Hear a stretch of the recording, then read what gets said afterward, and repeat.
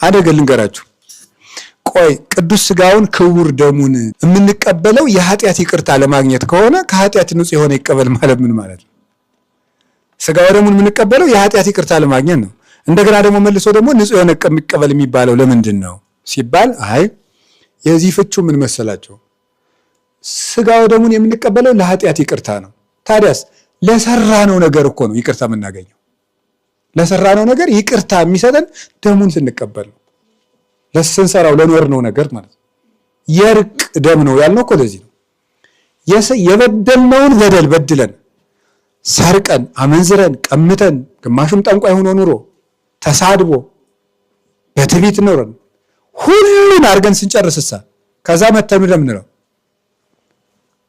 ምንድነው የምንከፍለው? ይልቁንም የገዛ ደሙን ከፍሎ ይታረቀናል። የእርቅ ደም ነው ይሄ። መታረቂያውንም ራሱን አብልቶ አደረገው ማለት ነው። በራሱ ደም አብልቶ ታረቀን። አሁን አንድ ሰው ልብሱን ቀምታችሁት እርቃኑን አውላችሁት ሲያበቃ ልብሱን ገፋችሁት፣ በዚያ ተጣልታችሁ ስትታረቁ እኔን እንደገፈፈኝ እሱም ተገፎ ይዋልልኝ ይላል እንጂ የብርሃን ልብስ ሰጥቶ ለብሶ የሚታረቅ ሰው አለን? እንደዛ ያደረገ እሱ ነው።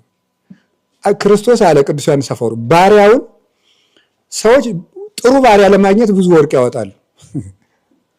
ደግሞ ባሪያውን ደግመው ሲሸጡት ዋጋ እንዲያወጣል የወርቅ ልብስ ያለብሱታል። ስለዚህ ክርስቶስ በገዛ ደሙ አስጊጦ ነው የገዛን ይላል። በገዛ ደሙ አስጊጦ የራሱ አደረገን። ያ የኃጢአት ይቅርታ መታረቂያችን ነው። እውነት ነው። ንጹሕን ደግሞ ማለት እንዴ አሁን ያለብንን ጭቃ አጥበን እንቀበል ማለት ነው። ግልጽ ነው፣ ግልጽ ነው። አዎ ሰው እጁን ታጥቦ ምግብ ይበላ የለም ወይ? እጁን ታጥቦ ምግብ ይበላል እኮ።